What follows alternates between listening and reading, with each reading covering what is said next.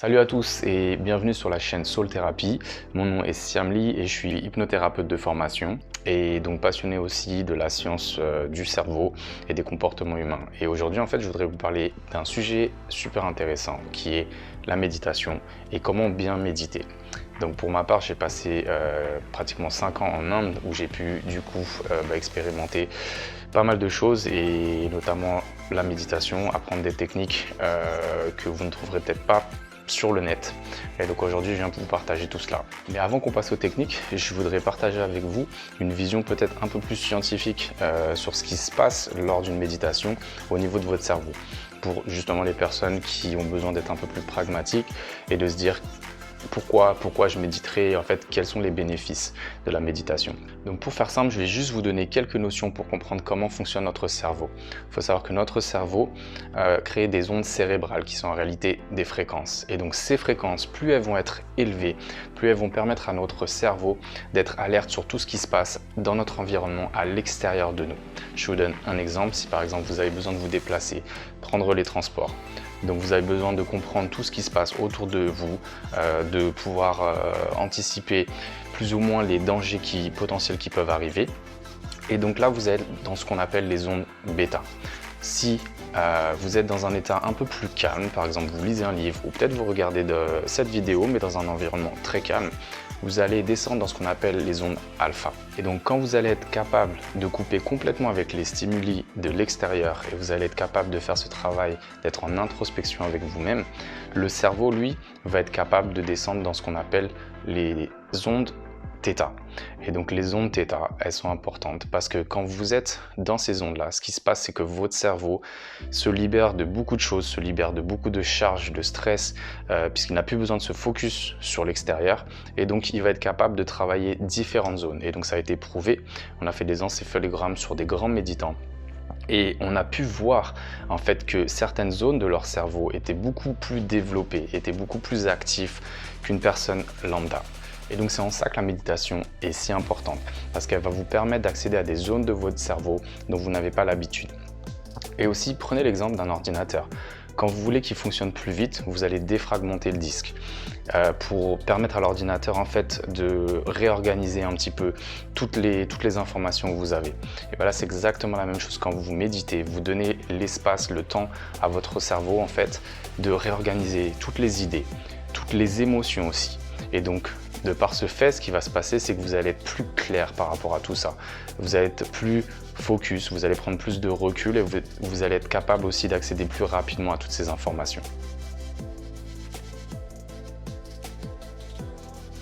Le premier conseil, c'est au niveau de la position, parce que j'ai énormément de questions au niveau de comment je dois m'asseoir, est-ce que je peux le faire en position allongée. Donc la position propre à adopter normalement c'est d'être en tailleur, assis avec la colonne vertébrale bien droite. Donc si jamais vous devez vous adosser à un mur, mettre un coussin derrière votre dos, c'est pas un souci au début. L'important c'est que votre colonne vertébrale soit bien droite.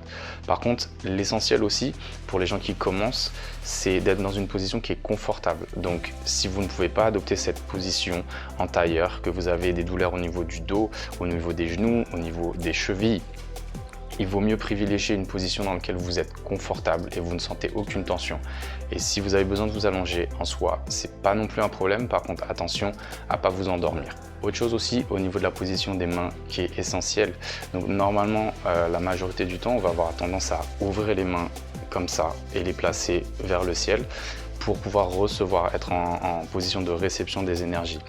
Mais c'est pas toujours le cas et je vous conseillerais pour les personnes qui sont un peu sensibles, qui sont pas très bien avec elles-mêmes et qui sont dans un environnement où des fois les énergies sont pas forcément propices. Par exemple, vous êtes dans un milieu urbain où vous sentez que les énergies ne sont pas très favorables. Dans ce cas-là, je vous conseillerais de tourner les mains quand vous méditez vers le bas, tourner vers vous. Et dans ce cas-là, vous allez sentir, vous allez rester connecté à vos propres énergies. Donc ça, très important. Le second conseil que je peux vous donner, c'est sur la respiration. Ça paraît tout bête, tout simple, mais en fait, c'est la chose essentielle à comprendre. Quand vous méditez, c'est la meilleure façon en fait de ne pas divaguer dans vos pensées. C'est de rester focus sur votre respiration. Donc vous allez juste respirer par le nez, expirer aussi par le nez. Et vous allez juste imaginer l'air qui rentre par vos narines, qui descend dans vos poumons. et qui ressort tout simplement. Et vous restez focus dessus. Et si à un moment vous sentez que vous partez dans vos pensées, il n'y a aucun souci, c'est normal, ça va le faire au début. Et vous vous recentrez à chaque fois sur votre respiration. C'est ce qui va vous driver, c'est ce qui va vous aider à être meilleur en méditation. Pour les gens qui seraient un petit peu plus avancés, je vais vous donner une technique un peu plus avancée pour la respiration. Donc vous allez imaginer une couleur, n'importe quelle couleur. L'essentiel c'est qu'elle soit connectée à vous, que vous vous sentez bien et en harmonie avec cette couleur. Et donc vous allez la faire rentrer par votre nez, mais d'une certaine manière, il va falloir qu'elle fasse une espèce de boucle et vous la faites tourner dans les sens d'une aiguille d'une montre et elle va aller jusqu'à votre troisième œil qui se situe entre vos sourcils. Et vous allez la faire tourner toujours d'un nombre impair, c'est important. Donc vous commencez peut-être par 3 tours, 5 tours, 7 tours ou 11 tours, comme vous voulez. Plus vous allez avancer, plus vous allez être capable de faire une respiration longue et ça sera mieux. Mais l'essentiel, rappelez-vous, vous faites des boucles qui tournent dans les sens d'une aiguille d'une montre et vous imaginez cette couleur qui vient directement se loger dans votre troisième œil. Le troisième conseil que je peux vous donner, c'est sur votre pratique, comment l'organiser et sur le temps de pratique. Parce qu'il faut comprendre quelque chose, la méditation paraît simple, mais en fait c'est comme toute pratique. Plus vous allez vous entraîner et meilleur vous allez devenir. Mais vous ne pouvez pas commencer dès le début à essayer de faire des sessions de 30 minutes ou d'1 heure, ça n'aurait aucun sens. Donc commencez par des petites sessions de 10 minutes, voire 15 minutes, mais faites-le de manière régulière parce qu'il n'y a pas de secret. C'est comme le sport, c'est comme la musique. Votre cerveau fonctionne sur la base de la répétition. Plus vous allez le faire, plus vous allez le faire de manière régulière et meilleur vous allez devenir. Et ça sera de plus en plus facile pour vous. Pour vous aider dans votre pratique, je vous invite à utiliser des supports audio pour pouvoir vous aider à aller un peu plus profondément dans votre méditation. Donc vous pouvez utiliser des musiques relaxantes ou très bien des sons naturels aussi, ça marche très bien.